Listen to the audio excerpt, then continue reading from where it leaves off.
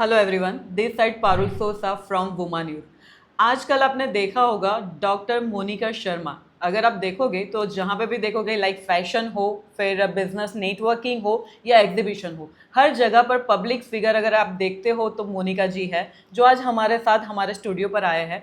और उनके साथ हम वार्तालाप करने वाले हैं कि उनकी जो जर्नी रही है इतने सालों की, अराउंड 20 ईयर्स होंगे। Professional journey. हाँ, प्रोफेशनल जो जर्नी है उनकी वो करीबन 20 ईयर्स की जर्नी है, तो वो आज हमारे साथ शेयर करने वाले हैं। तो फर्स्ट ऑफ ऑल मैं मैम का ना वेलकम करना चाहूँगी जो हमारे स्टूडियो में आए हैं। Thank you. थैंक यू कि आप हमारे स्टूडियो में आए। Most welcome. मैम, आपकी जो जर्नी है, लाइक उसमें जब आपने स्टार्ट किया तो आपके फैमिली का सपोर्ट कैसे रहा, तो ज़रा आप शेयर करिए। इंट्रोडक्शन तो मैडम ने दे ही दिया है। तो I am doctor Monika Sharma. Basically मैं राजस्थान से बिलोंग करती हूँ, और जैसा कि सबको पता है कि मारवाड़ी परिवार है तो थोड़ा सा ऑर्थोडॉक्स तो रहते हैं, लेकिन मुझे हमेशा मेरे पेरेंटल सपोर्ट रहा। और मम्मी खुद ही रिटायर्ड प्रिंसिपल हैं, and dad was in railway SM थे डैडी। एंड दोनों भैया मेरे इंजीनियर हैं। तो एजुकेशन एनवायरनमेंट रहा। शादी के बाद हस्बैंड डायमंड मर्चेंट है। ओह, तो थोड़ा सा रहता है ऑब्स्टिकल, लेकिन ऑलवेज ही सपोर्ट मी नाउ। जैसे शादी के बाद में 2 बच्चों के साथ में मैंने ग्रेजुएशन के बाद ही शादी हो गया था। फिर एमए करा, एमए इकोनॉमिक्स करा, एमए इंग्लिश लिटरेचर करा, फिर एमएड करा, बीएड करके एमएड करा, फिर पीएचडी करा, एक पीएचडी, सेकंड पीएचडी अभी चल रही है। साथ साथ में जॉब और बच्चे परिवार जॉइंट फैमिली संभाल के और कर लिया।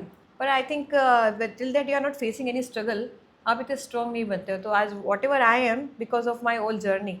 तो थोड़ी बहुत ग्लिचेस तो आती ही रहती है लाइफ में, लेकिन उसको पास करके आप निकल जाते हो तो then you get the real success. Very true कि अगर आप वो ग्लिच को सॉल्व करते हो तो डेफिनेटली आप एक राइज प्लेटफॉर्म है वो अचीव कर ही लेते हो। लेते हैं। लेकिन मैम, ऐसा भी है ना, जैसे मैं आपसे मिलने के लिए नंदुबा स्कूल में आई थी, एंड जो मैंने मैनेजमेंट देखा, जो सर्विसेज देखी आपके स्टाफ की, इवन जिस हिसाब से आप कम्युनिकेट कर रहे थे अपने स्टाफ के साथ, so it's a very wonderful thing is that. तो मैम, यही चीज़ आप अपने घर में भी लाइक मैनेज करके रखते हैं? हाँ, घर में ही मैनेज करके रखते हैं। दोनों बेटे, एक अभी डॉक्टरेट करके कंप्लीट करके आया है मेडिसिन न्यूजीलैंड से, और छोटा बेटा जो कि स्कैड में है, इंजीनियरिंग कर रहा है, बीटेक कर रहा है आईटी से। तो दोनों स्कॉलर बच्चे हैं मेरे। एक स्केड्यूल मेरा रहता है कि ये टाइम बच्चों को देना है, ये टाइम घर में देना है, इतना टाइम मेरे को जॉब में देना है। तो स्केड्यूल आपको बना के चलना पड़ता है। अगर आप अरेंज कर लेते हैं तो फिर प्रॉब्लम नहीं होती है। जो कहते हैं ना कि बहुत व्यस्त हैं तो सोचो वो अस्त व्यस्त हैं, अलग मामला है। तो कि आपको अपना लाइफ को आप सुचारू रूप से आगे बनाना है, बढ़ाना है, तो प्रायोरिटीज़ पे काम करना है और टाइम टेबल होना चाहिए। That it is only very simple. Great great great, ये सही बात कही आपने। आपके जो स्कूल में बच्चे हैं मैम, मैंने सुना था कि जब आपने नंदुबा स्कूल ज्वाइन करा तो अराउंड 500 स्टूडेंट्स थे, और राइट नाउ 3500। मतलब ये नंबर 3 इयर्स में इतना ड्रास्टिक चेंज आया है। वो कैसे, मतलब आपका क्या जादू था कि वो सब पे चल गया? एक्चुअली क्या है कि जैसे सब आपके इरादे बहुत अच्छे होते हैं, काम करने की नीयत होती है, तो जो कहते हैं कि यूनिवर्स भी आपको सपोर्ट करती है। तो इट्स अ ड्रास्टिक चेंज कि हमने इतने सारे एडमिशन इतने कम ड्यूरेशन में क्रैक कर लिए। एक तो हमारा मैनेजमेंट भी काफ़ी अच्छा है।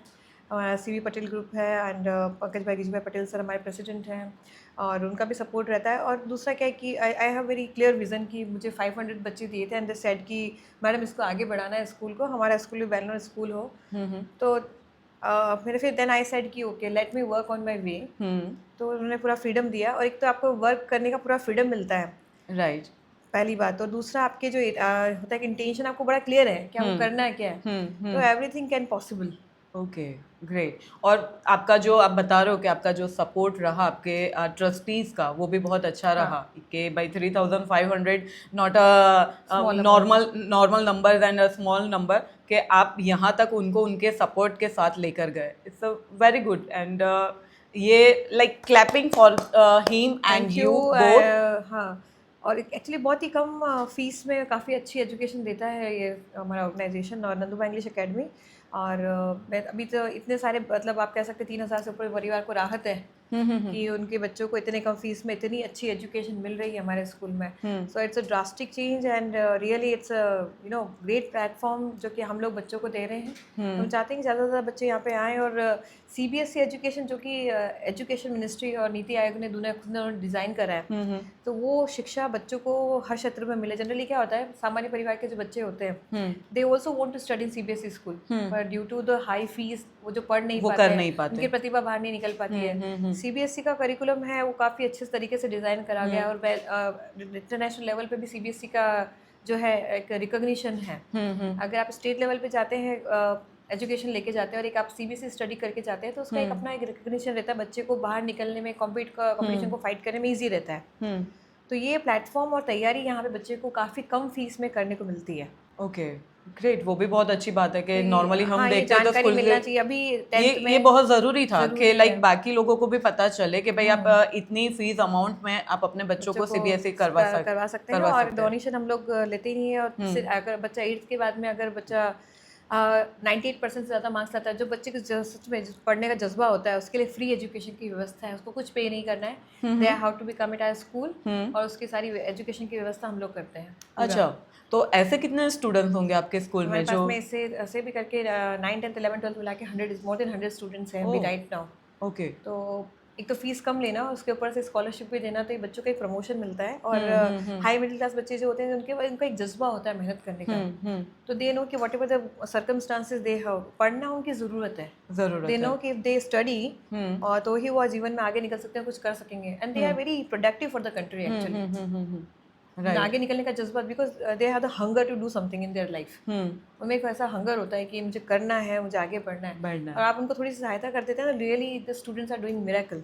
अभी एक बच्ची है कल्पना फुगैरिया करके, she got 98% marks in 10th standard, और उसने ट्यूशंस नहीं करा, बिना ट्यूशंस के। हाँ, सुपर 30 का एक हमारे यहाँ प्रोजेक्ट होता है, जो बहुत ब्रिलियंट बच्चे होते हैं, 30 बच्चों को हम निकाल देते हैं, एंड देन उनको मतलब सिर्फ वो पूल टाइम पे टीचर्स उसको पढ़ाते हैं, और एक्स्ट्रा वो रुक के हमारे स्कूल में वो स्टडी करते हैं। एक और क्वेश्चन था कि जैसे बचपन से ही आपको था कि मुझे प्रिंसिपल बनना है, या फिर वो अनएक्सपेक्टेड था?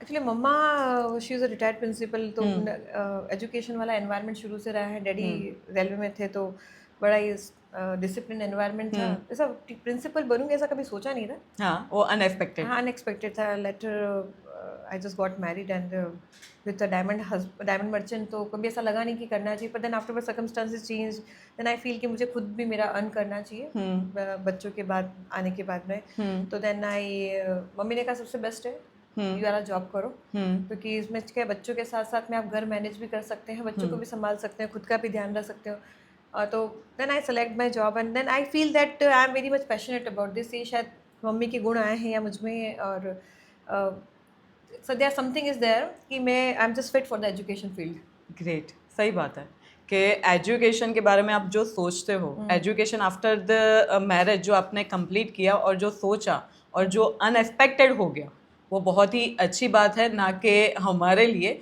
बाकी आपके जो 3500 स्टूडेंट्स हैं जिनको आप बैलेंस करके चल रहे हो, तो उन लोगों के लिए भी। Still my second PhD is going on, next month is about to finish. और भी मैंने पी टीचर को लेके बहुत थोड़ा रहता है गड़बड़ सड़बड़, तो भी आई जस्ट एक और ग्रेजुएशन का फॉर्म मैंने भर दिया BPEd का।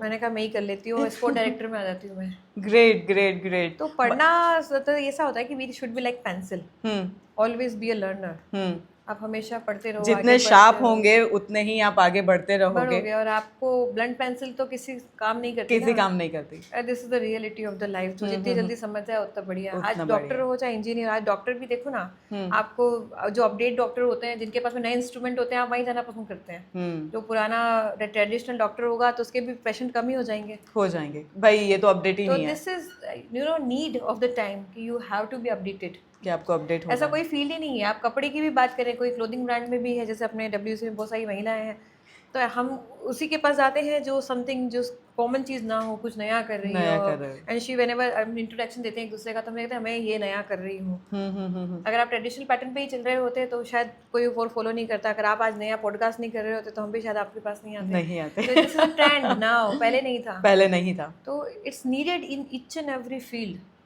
ठीक है, सिलेबस को भी देख लो, एजुकेशन में हर साल कुछ नया अपडेट आता रहता है। अपडेट आता है और नया पैटर्न लाना पड़ता है एजुकेशन, क्योंकि समय के हिसाब से आपको परिवर्तन लाना पड़ता है। Change is the law of nature. परिवर्तन जीवन की शैली है, और उसमें आगे बढ़ना वही सही बात है। सही बोला आपने। हाँ, हम अपनी लाइफ स्टाइल में तो मेकओवर करते रहते हैं। तो पहले कैसे दिखते थे, अभी कैसे दिख रहे हैं। हाँ, तो अगर वही पैटर्न मेंटेन करके रखेंगे, दिस इज हाइलाइट्स नहीं कराएंगे तो लगेगा कि ये तो ओल्ड फैशन है। तो वही चीज एजुकेशन है ना, सही है सही है। एक्चुअली चीज़ें बहुत सिंपल होती है, how you accept the thing, उसको आपको समझना पड़ता है चीज़ों को।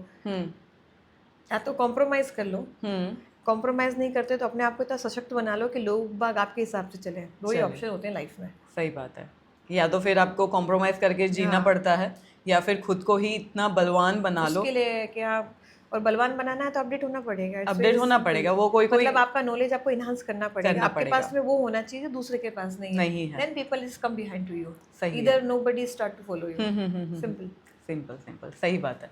इतनी सारी आपसे बात करी, अभी मुझे ये जानना था कि जैसे एजुकेशन पर्पस, फ्यूचर का जो विज़न है आपका, अपने स्टूडेंट्स को मैं नहीं बोलूँगी, आपके बच्चे के बच्चों के लिए आपका क्या विज़न है, और एजुकेशन पर्पस आपका फ्यूचर का क्या विज़न रहेगा?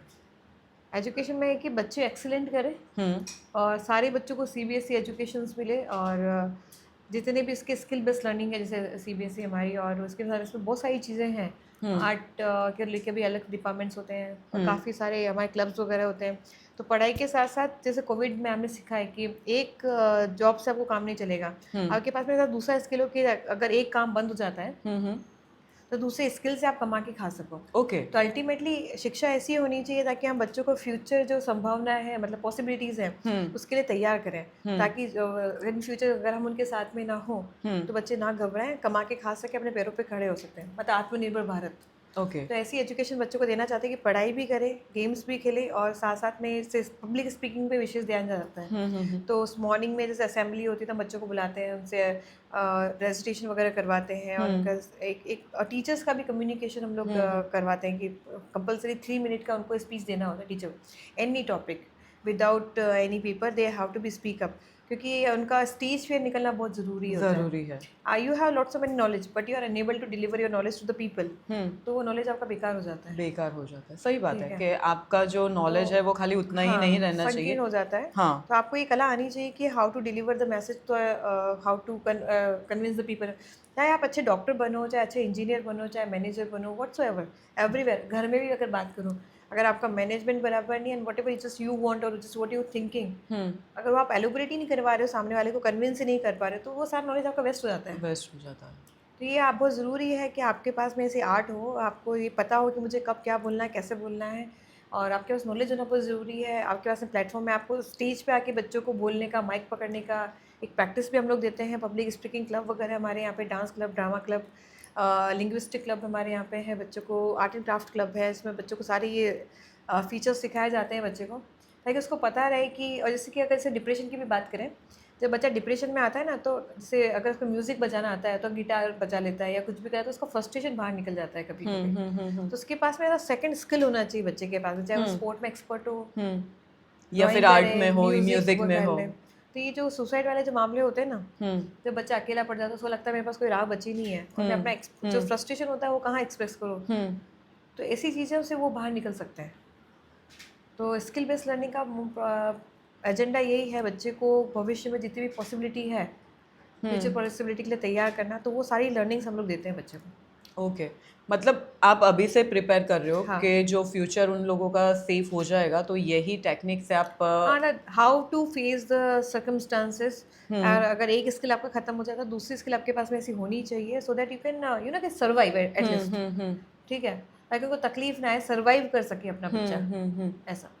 अच्छा, अभी ना थोड़े दिन पहले एक न्यूज़ थी कि 169 स्कूल्स के अंदर आई थिंक एक मेल आया था कि बॉम्ब ब्लास्ट होने वाला है, तो उस पर्पस आपके स्कूल में कुछ ऐसा मेल था, या फिर ऐसा कुछ सेफ्टी पर्पस ऐसा कुछ? अगर आता तो पुलिस पहले आ जाती। अच्छा। तो luckily we don't get such type of threat in the school. ऐसा कोई मेल हमारे पास में नहीं था, और पर फिर भी आपने कुछ सोचा तो होगा ना सेफ्टी पर्पस के, भाई ये स्कूल में है, ये स्कूल में है, भले हमें मेल नहीं आया है, देन हमने सिक्योरिटी थोड़ी सी पुलिस से मांग ली थी। ओके। और बाकी जो हमारी सिक्योरिटी थी उनको थोड़ा टाइट कर दिया था कि अनवांटेड जो भी हो पर्सन उसको अंदर नहीं आने दिया जाए, और बस स्कूल को पूरा चेक करवा लिया था हमने, ठीक है, और थोड़ा बच्चों को एक दिन हाफ डे जैसा जल्दी ऑफ करके पूरा स्कूल में पूरा चेक भी कर लिया था। That precaution we can to generally.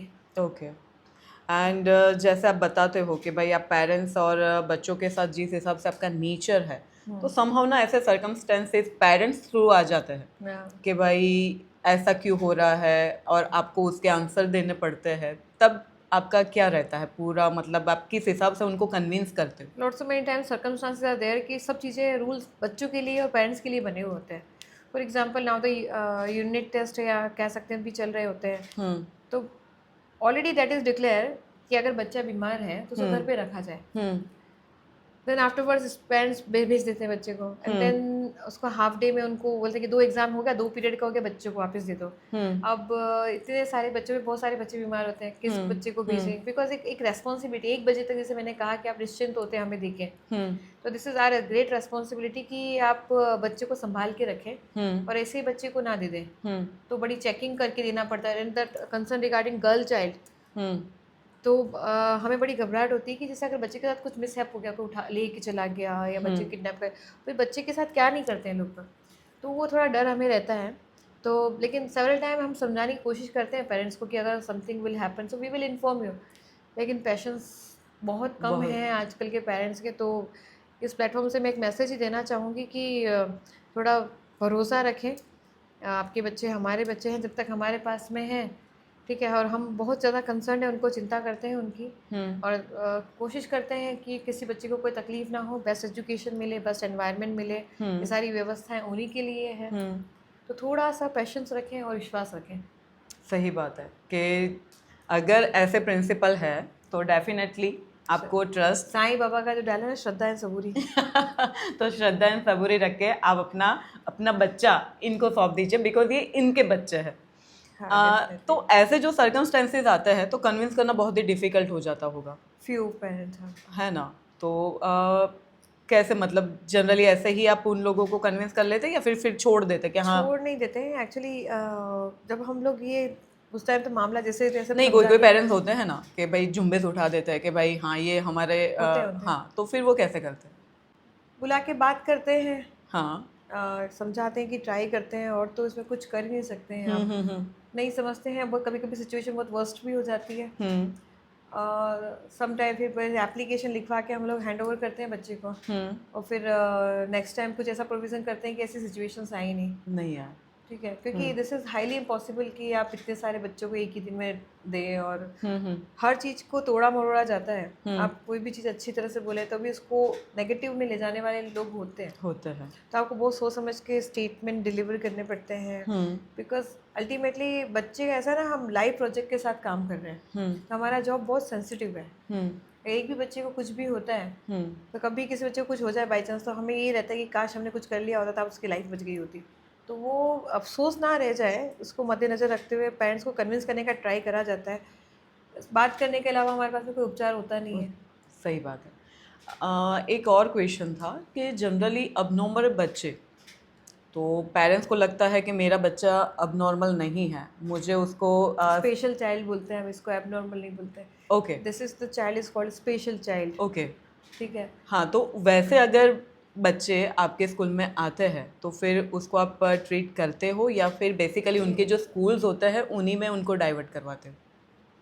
Actually special child की बात करें तो मैं कहती हूँ वो पेरेंट्स लकी तो नहीं बोलूँगी, पर भगवान ने उनको है ना ऐसे बच्चों की सेवा करने का मौका दिया है, इसलिए उनके घर में मतलब किसी बच्चे को डिसेबिलिटी के साथ आया है तो ठीक है, कोई बात नहीं, भगवान ने उस बच्चे की सेवा करने का मौका. पर ऐसे स्कूल्स हैं जहाँ पर actually several time parents are not ready to understand, क्योंकि आपने बच्चे को एडमिशन तो करा देते हैं फिर वो बच्चा जब 40 बच्चे होते हैं क्लास में, 40 स्टूडेंट्स आते हैं, अनकंफर्टेबल फील करता है. हाँ, और वो बच्चे हैं आपस में बात करें तो वो बच्चे आपस में एक दूसरे को टीज कर रहे होते हैं, करते हैं बच्चे. हम इतनी बड़ी हो के लेडीज भी एक दूसरे को कर देती हैं, तो बच्चे भी एक दूसरे को टीज करते हैं, तो उस बच्चे की जो मानसिक हालत होती है ना वो ज़्यादा वर्स्ट हो जाती है.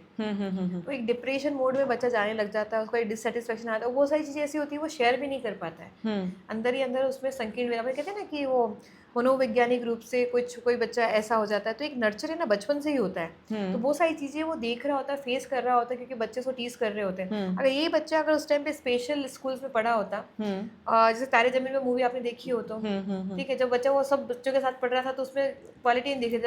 जब आमिर खान ने देखा कि बच्चे की ड्राइंग बहुत अच्छी है, पढ़ाई ना करे चलेगा लेकिन ड्राइंग बहुत अच्छी करता है, उस चीज़ पर उसने काम करना चालू करा, तो वो चीज़ निकल के उसकी बाहर आ गई, उसके स्किल्स को डेवलप किया. स्पेशल स्कूल से होते हैं ना, तो स्पेशल चाइल्ड, भगवान, every child is the unique creation of the God. अगर भगवान ने एक चीज़ कुछ कम करी है तो एक क्षमता बढ़ा दी। आपने देखा होगा जो student, probably the child is blind, तो उसका है ना सूंघने की शक्ति बहुत अच्छी होती है। अच्छा। वो आपको स्टिंग कर, आपको स्मेल करके पहचान लेगा, this is my mom, this, या आप उनका कान का सुनने की क्षमता बहुत ज़्यादा होती है। So by this sense, to sense, वो ही कैन नो।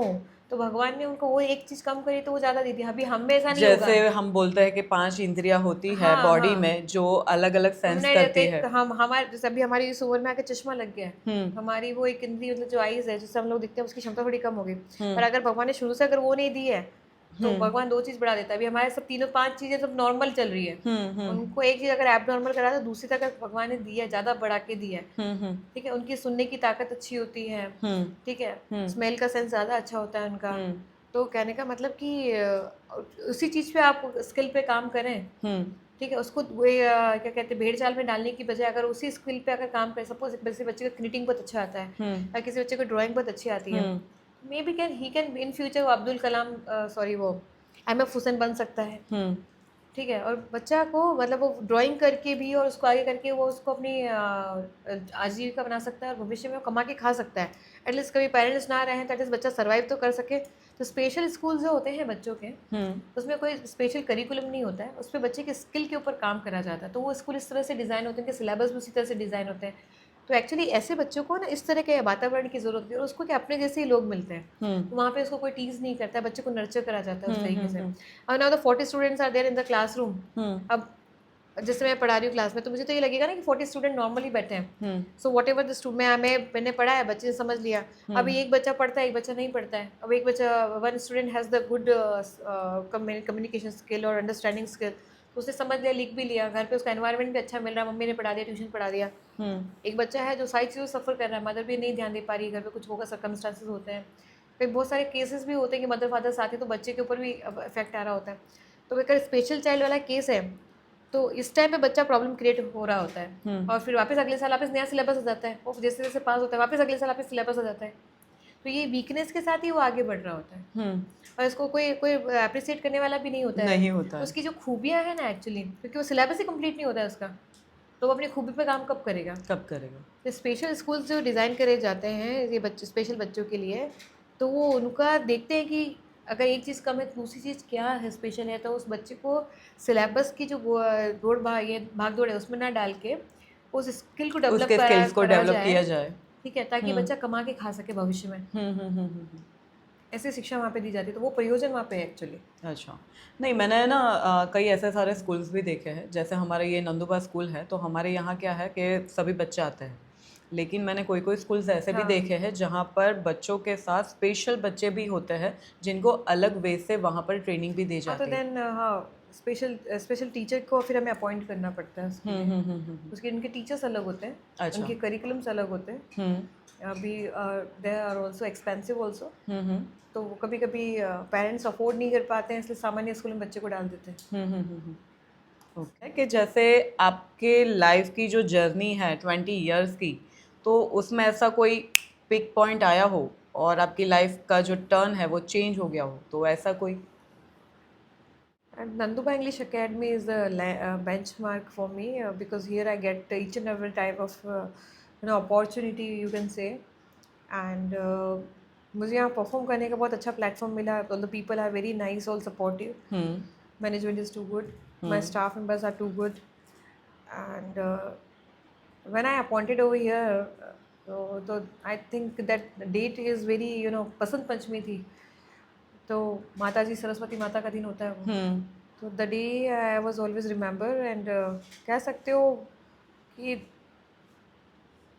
सबसे ज़्यादा स्पेशल मोमेंट तो वो रहा कि जब माई मम्मा वॉज सो हैप्पी, जब मैं स्पीच वगैरह या कुछ भी उन्होंने सुनी थी, एनुअल फंक्शन के टाइम की बात है, लास्ट टाइम. तो she was so happy to listen my speech, and my brother also feel very proud. हमारी बहन आगे निकल गई है. तो वो बहुत बड़ा अचीवमेंट होता है when your family members are so happy, appreciate करते हैं. And my both the son has very proud. ठीक है, तो मतलब बच्चों को बड़ा वैसा लगता है कि मम्मा, माय मम्मा इज़ देयर. तो आई एम, बड़ा वाला भी ओरो में है, तो some time visited over there, तो उसको बड़ा ऐसा अच्छा फील होता है। तो वो मोमेंट बड़ा प्यारा होता है कि बिकॉज आपके बच्चे, आपकी family become so happy and they feel proud because of you. वही इस हर मोमेंट वाव मोमेंट होता वाह है, मोमेंट होता है है। कि भाई जब आपकी फैमिली के थ्रू आपको जब अप्रिशिएशन हाँ, मिलता है। अल्टीमेटली बच्चे जो हैं हमारे। मुझे लगता नहीं कि मुझे आपको पूछना चाहिए कि आप स्कूल एंड फैमिली को कैसे बैलेंस करते हो, बिकॉज आपकी जो क्वेश्चन मेरे है उसके आगे मतलब आपके जो आंसर है वो बैलेंस करके ही जा रहा है कि भाई फैमिली की जगह पर आपने उसको बहुत ही अच्छे से मैनेज किया है और स्कूल को जिस हिसाब से करते आ रहे हो, जैसे मैंने बोला कि भाई स्टूडेंट्स का जो ग्राफ यहाँ से यहाँ तक बढ़ा है, तो जेन्युइन है कि भाई आप बहुत ही अच्छे से मेरा ऐसा मानना है कि हाँ, प्रिंसिपल की जगह पर आप सही हो कि अपने प्रिंसिपल लेकर बहुत ही अच्छे से उसको मैनेज और बैलेंस करके जा रहे हैं। हाँ, मतलब आपको थोड़ा सा देखना पड़ता है लाइफ में प्रायोरिटीज़ क्या हैं। हाँ, अभी जैसे बच्चे का जब 10th एंड 12th था तब मैंने ज़्यादा मतलब मैनेजमेंट स्किल तो थी शुरू से, लेकिन मुझे पता था कि अभी बच्चों को 10th एंड 12th कराना बहुत ज़रूरी है, क्योंकि ये वापस दोबारा लाइफ में उनके आएगा नहीं। नहीं आएगा। फिर उनका कंप्लीट करवा के both are in the now college अपने हिसाब से करते हैं। अभी पूरा टाइम है कि मैं घर से ज़्यादा स्कूल में मिलती हूँ, तो मैं पूरा टाइम भी देती हूँ वहाँ पे, so I can manage accordingly. Great great. अच्छा, अभी जैसे क्लस्टर भी आ रहा है हमारा, तो अभी 1200 बच्चे आने वाले हैं। आई थिंक 31st को है ना क्लस्टर। 31st को ओपनिंग सेरेमनी, हर संघवी जी आ रहे हैं। तो ये गुजरात के लिए और सूरत के लिए भी बहुत बड़ी बात है कि योगासना जो होता है हमारा, जो कि अभी नेशनल लेवल पे हम लोग हमारे पीएम मोदी जो है उसको प्रमोट कर रहे हैं, उसको यहाँ पे लाके मैंने just met to director, CBSE director से जाके मिलके हमसे बात करा। मैंने कहा just want see yoga, yoga और वॉलीबॉल 2 गेम जो है अभी हम लोग ज़्यादा प्रमोशन दे रहे हैं, तो वो दोनों गेम जो बहुत डिफिकल्ट है वो हम यहाँ पे करवा रहे हैं। तो सूरत में पहली बार आप नेशनल प्लेयर्स को यहाँ पे परफॉर्म करते हुए देखेंगे। पूरा वेस्ट जोन में मिला है, मतलब मध्य प्रदेश से, ग्वालियर से, राजस्थान से, पूरे गुजरात से बच्चे आएंगे खेलने के लिए। ओके। मतलब योगासना परफॉर्म करने के लिए, वॉलीबॉल खेलने के लिए आएंगे। स्टेट वॉलीबॉल स्टेट लेवल पे मिला है, तो योगासना हमें कह सकते हो वेस्ट जोन पूरा है कि जो कि नेशनल प्लेयर्स भी यहाँ पे आके परफॉर्म करेंगे। तो ये बहुत बड़ी बात है, इसलिए हर संघवी जी भी आएंगे यहाँ पे और बच्चों को एड्रेस करेंगे। तो yoga really is really very very good, हमारी संस्कृति है, उसको आगे बढ़ाना भी चाहिए। और बिना इंस्ट्रूमेंट के आप एक सिंपल सी एक्सरसाइज करके उस कौन सी कहाँ पे, मतलब जैसे अगर आपको कोई पर्टिकुलर एरिया में कौन सी एक्सरसाइज चाहिए वो करके आप स्वस्थ रह सकते हैं और फिट एंड फाइन रह सकते हैं। और मेडिटेशन तो इट्स क्या ना needed for the each and every person. हाँ, आप अगर हाउस वाइफ भी हैं तो भी उसको आज कोई ना कोई तरह का स्ट्रेस तो है ही, इसी कारण से पीसीओडी या whatsoever the problem they are facing. और बच्चों को, गर्ल को, मतलब सभी को ये करना ही चाहिए। और meditation really really mandatory for now the days. सही है। जो हम लोग देखते हैं चारों तरफ हमारे पास में नॉइस पोल्यूशन इतना सारा होता है, हमारे पास मेंटल स्ट्रेस बहुत है, बच्चों को अपना पढ़ाई का मेंटल स्ट्रेस बहुत ज़्यादा, क्योंकि कंपटीशन इतना बढ़ गया है। आप देखते हो नीट वगैरह वगैरह 720 आउट ऑफ 720 बच्चे लेके आ रहे हैं, कंपटीशन कहाँ जा रहा है कुछ पता नहीं चल रहा है, समझ में नहीं आता कि बच्चा कितना घंटा पढ़ाई करे। तो कंपटीशन इतना टफ हो गया है, तो उसको भी मानसिक रिलैक्सेशन बहुत ज़रूरी है। तो योगा इज अभी जैसे सिलेबस में डाल दिया है इन्होंने, it's been the part of the syllabus right now. So it's really, ऐसा नहीं है कि ऐसे ही बस दिखाने के लिए, योग बढ़ाने के लिए है, इट्स मैंडेटरी। और हम लोग सुबह 5 मिनट के लिए बच्चों को योगा करवाते, मेडिटेशन करवाते, योगा भी नहीं कहते, मेडिटेशन करवाते, तो बच्चे को रिसॉल्व कराया जाता है। और बच्चों को ये कहा जाता है, जब एक अफर्मेशन भी होती है, आपने सुना होगा लॉ ऑफ अट्रैक्शन वर्क करता है, तो अफर्मेशन बच्चे को जैसे आप अफर्मेशन दोगे, आप अच्छा फील कर रहे हैं, तो पॉजिटिव एनर्जी आपकी तरफ आ रही है, तो ये सब हम लोग बोलते हैं और बच्चों से मेडिटेशन करवाते हैं। तो 5 मिनट तक बच्चे को थोड़ा रिलैक्सेशन होता है। उसके बाद बच्चे का अपन बोलते हैं हाइपर एक्टिव बच्चा है, मस्ती करता है, इससे काफ़ी रेशो कम हो जाता है बच्चे का। तो हमारे स्कूल में जो बच्चों की जो ये मस्ती वाले जो मामले हैं या जो इनडिसिप्लिन वाले मामले, बहुत रेशो बहुत कम है, बहुत कम है, लेस होंगे, बहुत लेस। और दूसरी संस्कृति और उसको संस्कार को लेके हम लोग भी वो थोड़ा करते हैं, तो थोड़े बहुत इश्यूज तो रहते हैं। अच्छा मैम, जैसे अपना एक पब्लिक फिगर हो, आजकल आप सभी जगह पर, जैसे मैंने बोला, फैशन में हो या फिर एग्जीबिशन में हो या फिर बिजनेस नेटवर्क प्लेटफॉर्म पर हो, तो ऐसी फीमेल्स हमारे साथ कनेक्ट होती है, तो आपका कोई मैसेज उनके लिए कि भाई कैसे क्या करे अपनी रूटीन लाइफ में, अपने बिजनेस में, अपनी फैमिली के साथ, ऐसा कोई मैसेज आप देना चाहेंगे? Consistency and continuously and stick with your goals, never change yourself for anybody. नहीं हो तो प्रभु इच्छा, just believe in the God a lot, almighty God पे आप अपने से जरूरत से ज़्यादा विश्वास रखते हैं। उनको बोल दो कि अच्छा ठीक है अभी आप संभाल लो, तो दैट वो संभाल लेते हैं, भगवान संभाल लेते हैं, पर आपको उसके लिए थोड़ा सा भगवान को पूजा पाठ तो करना पड़ता है। तो बी पॉजिटिव ऑलवेज, भगवान को याद करते रहें हमेशा and always be thankful to the God. ठीक है, तो ये चीज़ें वाकई वर्क करती हैं कि ग्रेटिट्यूड आप में होना ही चाहिए। होना चाहिए, फिर अच्छा हो या बुरा हो। हम सोचते हैं कि भाई बुरा क्यों हुआ, लेकिन उसके हमें पीछे पता भी नहीं एक होता, रीजन होता होता है। बोलते हैं जो होता है अच्छे के लिए होता है। अच्छे के लिए होता है। आपको थोड़ा सा वही श्रद्धा एंड सबूरी तो रखनी ही पड़ेगी। हाँ। तो बस काम करते रहिए। आप कितने भी हीरो हीरोइन है या आप जितने भी स्ट्रगलर की स्टोरी अगर आप सुनेंगे जो आज सक्सेसफुल हो गए हैं, कंसिस्टेंसी हर चीज़ में ज़रूरी है। ठीक है, आप अपने रूटीन को फॉलो करें, उसको बनाए रखें, वो चीज़ को चालू रखें। आज नहीं तो कल आपको सक्सेस मिलेगा। Family keep always first. जब आप तकलीफ में होंगे तो फैमिली आपके लिए खड़ी होगी। वो फर्स्ट प्रायोरिटी है। वो फर्स्ट चिल्ड्रन प्रायोरिटी सबसे टॉप पे। वो टॉप पे। मोनिका जी से बात करके मुझे ऐसा लगा હું હારી નથી, હું હારવાની નથી અને હું કોઈને હારવા દેવાની નથી. હું જ છું નારી અને હું જ છું નારાયણી. તો આના પરથી એવું લાગે છે કે નેક્સ્ટ આપણે મોનિકાજીનો જે ટોક શો છે તે તમે સાંભળવા માટે હું એમને ફરીથી એકવાર ઇન્વાઇટ કરીશ કે અહીંયા આવે અને ફરીથી કંઈક નવું લઈને બીજી વાર આપણી સાથે મળે. સો Parul Sosa, વુમા news, thank you.